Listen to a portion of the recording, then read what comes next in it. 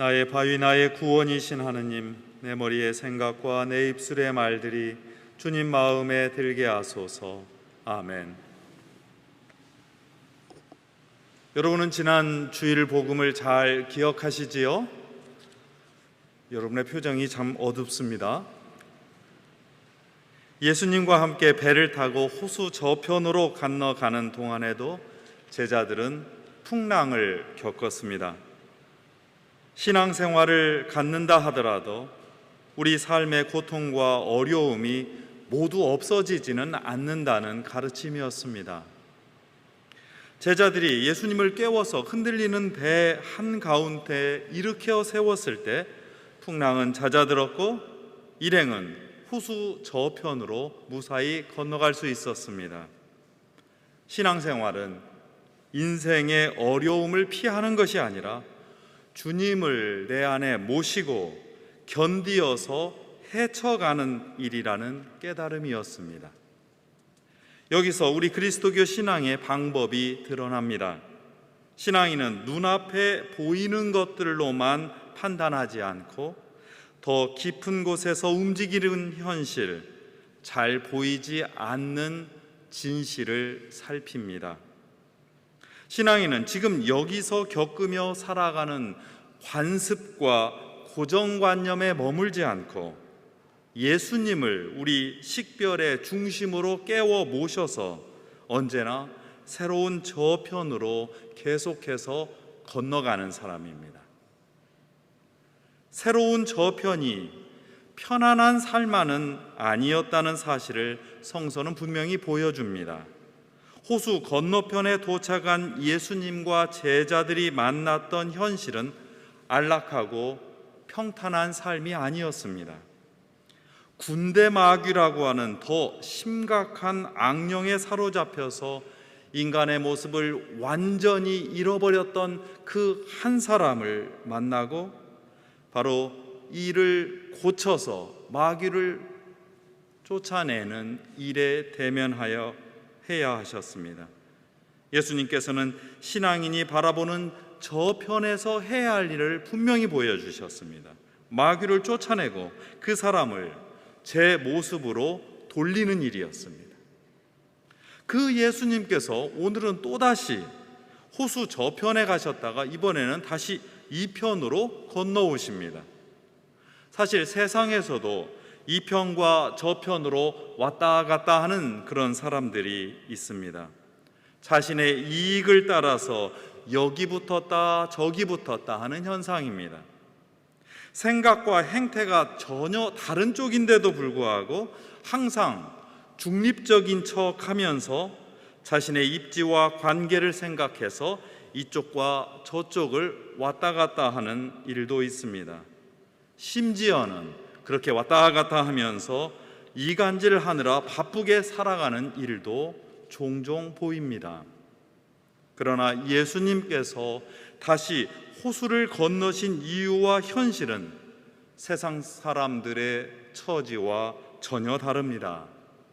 주님은 이쪽에서든 저쪽에서든 사람을 괴롭히는 것을 없애기 위해서 움직이십니다. 여기서 우리 그리스도교 신앙의 목적이 드러납니다. 그것은 사람을 구원하는 일입니다. 주님은 이편 저편을 다니시면서 구원을 향한 용기 있는 대결을 멈추지 않으셨습니다. 주님이 가시는 길마다 언제나 한판 소동이 일어났습니다. 비웃음과 핀잔이 일어났습니다. 비난과 공격이 뒤따랐습니다. 그러나 주님은 오로지 사람을 살리는 일에만 집중하셨습니다. 그들을 치유하고 온전하게 일으켜 세우는 구원 행동에만 몰두하셨습니다. 예수님의 치유 이야기는 바로 그 탓에 모두 구원 이야기입니다. 성서 원어에서도 치유라는 말과 구원이라는 말이 같다는 사실을 꼭 기억해 주십시오. 오늘 복음 이야기와 전례 독서에 담긴 구원의 선포는 아주 분명합니다. 두려움에서 나와라, 일어나라, 그리고 가서 살려라. 이 구원의 선포를 헤아리기 위해서 먼저 오늘 복음에서 여성들이 핵심 인물로 등장하고 있다는 사실을 눈여겨주시기 바랍니다. 이 두 여성의 상황을 이해할 때 오늘 복음의 뜻이 풀립니다. 2000년 전 유대 사회에서 여성은 온갖 차별의 고통에서 살았습니다. 오늘 이 자리에 계신 많은 여성 교우의 얼굴들을 살펴봅니다. 그 삶을 잠시만 돌아보더라도 그동안 여성이라고 하는 이유로 우리 문화와 역사에서 겪어야 했던 차별과 고생이 말로 다 헤아릴 수 없습니다. 그렇다면 2000년 전 상황은 어떠했겠습니까?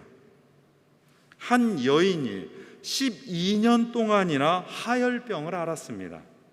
너무나 힘들고 정말로 병고에 지친 삶이었습니다.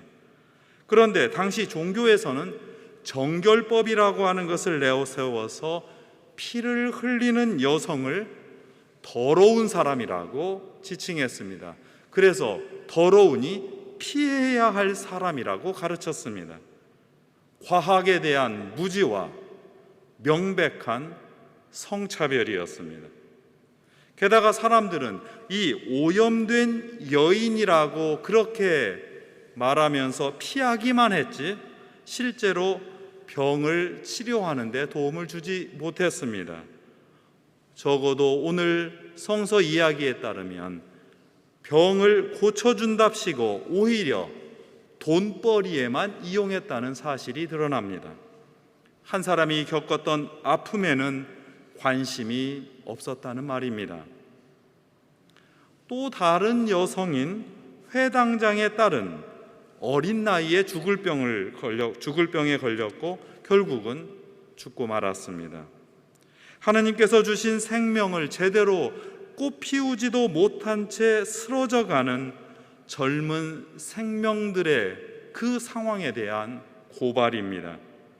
지금도 세계 곳곳에서 여성은 나이를 불문하고 착취와 차별로 희생당하고 있습니다. 청년들은 가진 능력과 품은 뜻을 제대로 펼치지 못하고 여러 형태로 짓눌리고 있습니다. 아직도 한국의 성격차 지수는 그 순위는 전 세계 156개국 중에서 102위에 머물고 있다는 2021년의 보고입니다. 참으로 당황스럽습니다. 아직도 남녀 청년 세대가 그들의 능력과 노력에 비하여서 기회를 찾지 못하고 있다는 사실이 마음 아프기만 합니다. 오늘 복음은 이 두 여성을 통해서 오늘의 현실을 비추도록 합니다. 그리고 우리에게 신앙의 결단을 촉구합니다. 첫째로, 두려움에서 나오라, 커밍아웃하라는 초대입니다. 하열병 앓던 여인은 몰래 예수님 몸에 손을 댔습니다. 세상은 두려운 남성들의 체제였습니다. 그래서 자신의 병을 밖으로 제대로 드러낼 수 없었습니다. 치유를 대놓고 요청할 수 없었습니다. 그 간절한 소망과 힘마저도 숨어서 얻어야 했습니다. 이 상황을 아신 예수님은 다른 여느 남성과는 달리 그 작은 사람들이 겪는 처지에 세심하고 예민했습니다. 그래서 그 여인을 찾아서 나오게 했습니다. 나오라는 말씀은 그의 존재 전체를 있는 그대로 인정한다는 뜻입니다. 자신의 고통, 숨기고 싶은 자신의 연약함을 당당하게 커밍아웃하여서 살라는 초대입니다. 이때 놀랍게도 새로운 정체성이 선물로 그 여인에게 다가갑니다. 주님 앞에서 커밍아웃한 여인은 더 이상 사람들이 피해야 할 하찮고 불결한 여인이 아니었습니다. 예수님은 두려움에 떠는 그 여인을 새로운 호칭으로 불러주십니다. 성서 원어로 디가테르, 딸이라고 하는 아주 온전하고 친밀한 말씀으로, 그 단어로 그 여인의 존재를 세워주고 있습니다. 주님께서는 하느님의 딸에게 안심하고 가거라 하며 치유하시고 샬롬, 평화의 축복을 건네주십니다. 이 커밍아웃이 회당장 야이로에게도 있었습니다. 회당장 정도라면, 그 지위라면 시골뜨기 예언자였던 청년 예수님에게 그렇게 엎드리고 조아릴 필요가 없는 지위였습니다. 명령하면 그렇게 되는 위치였습니다. 그러나 그는 자신의 딸을 살리려는 부모의 심정을, 자신의 그 연약한 마음을 온전히 그대로 드러냈습니다. 생명을 향한 간절함에는 지위도 직책도 내세울 것이 못 된다는 사실을 인정하는 명백한 커밍아웃이었습니다. 예수님을 따르는 교회는 아직 그늘에서 감추고 살아가는 이들이 커밍아웃하도록 돕고, 그들과 새로운 정체성의 이름을 축하하고 샬롬의 축복을 나누며 걷는 공동체입니다. 둘째로, 일어나라, 달리타 쿰 하는 명령입니다. 예수님은 또 다른 작은 디가테르, 그 작은 딸인 회당장 야이로의 딸을 향한 애틋한 마음으로 발걸음을 재촉하셨습니다. 이미 죽었으니 폐를 끼칠 일 없이 그만두셔도 좋다, 이런 조언을 주님은 마다하셨습니다. 생명을 살리는 일, 희망을 만드는 일에는 그 어떤 일도 폐가 될 수 없습니다. 오히려 불편함을 무릅쓰고라도 손을 펼쳐야 합니다. 무너진 자리에서 희망을 세우고 생명을 살리는 일은 두렵고 어려운 일이 분명합니다. 핀잔과 조롱이 올 수도 있습니다. 비난과 공격을 받을 수도 있습니다. 그러나 사람을 일으켜 세우는 일에서는 앞뒤를 다투지 않던 예수님이셨습니다. 주님은 이제 죽었다, 이제 다 끝났다, 이런 사망 선고와 비웃음을 물리치셨습니다. 그저 잠잘 뿐이라고 대꾸하시며 당신께서 하셔야 할 일을 계속하십니다. 오늘 지혜서의 말씀대로 하느님은 죽음을 만드시지 않으셨고, 하느님의 생명이 깃든 인간은 불멸하다는 진실을 깊이 간직하시고 실천하셨습니다. 주님은 작은 딸에게 이렇게 말합니다. 달리타 쿰, 일어나라. 주님을 믿는 신앙은 하느님의 딸들에게 바로 하느님의 생명이 깃들어 있다는 사실을 알려주고 온전히 되찾아주는 행동입니다. 12살 난 딸이 죽은 것이 아니라, 청년 세대의 꿈이 끝난 것이 아니라 다시 일어서도록 돕고 보호해야 한다는 명령입니다. 예수님을 따르는 교회는 마치 죽은 것처럼 무시당하고, 아니 산업 현장에서 지금도 계속해서 쓰러지고 있는, 그렇게 죽임당하고 있는 청년들과 노동자들의 처지에 일어나라, 달리타 쿰 하는 외치고 그렇게 행동하는 목소리여야 합니다. 바로 이러한 행동에서만 우리는 주님께서 말씀하신 일어서라는 말씀에 담긴 뜻을 헤아릴 수 있습니다. 죽음의 세력을 꿰뚫고 일어나신 예수님의 부활을 목격하고 경험할 수 있습니다. 억눌린 작은 이들의 생명은 일어서야 하고 일으켜 세워야만 합니다. 우리는 어려움에 직면하여서 두려움을 지닌 이들과 더불어 하나님을 신뢰하며 걷는 그리스도인이기 때문입니다. 마지막으로 우리는 이제 나가서 생명의 복음으로 사람을 살리라는 파송의 선언을 듣습니다. 이 파송이야말로 오늘 우리가 이 예배에서 말씀을 들어 주님의 진실을 마음에 새기고 성사를 통해서 주님을 우리 몸에 모시는 이유이기도 합니다. 선교의 파송이 뒤따르지 않으면 우리의 예배는 짓다 말고 버려둔 건물과 같습니다. 지붕이 뚫려서 비를 피할 수 없는 곳이 되고 맙니다. 창문이 없어서 추위를 피할 수 없는 곳이 되고 맙니다. 따뜻한 방바닥을 마련하지 못하여서 사람이 편안히 쉴 수 없는 곳이 되고 맙니다. 오늘날 교회와 종교가 신뢰를 잃는 까닭이기도 합니다. 우리 역사에 새겨진 아픔을 오늘 우리는 특별히 기억합니다.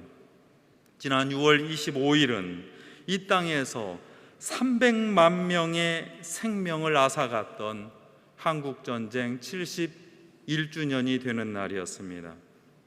그 역사가 만들어내던 고통과 슬픔, 분노와 미움, 불화와 갈등을 우리는 너무나 잘 알고 있습니다. 그러나 신앙인은 이 역사를 71년 전 죽음의 사건으로 그대로 묻어두지 않고 이제 서로 생명을 살리는 역사, 상생의 역사로 만들라는 부르심을 받고 있습니다. 죽음의 기억에서 나와야 합니다. 평화의 예수님과 함께 새롭게 일어서야 합니다. 생명의 하느님과 함께 세상의 생명을 살리는 일에 나서야 합니다.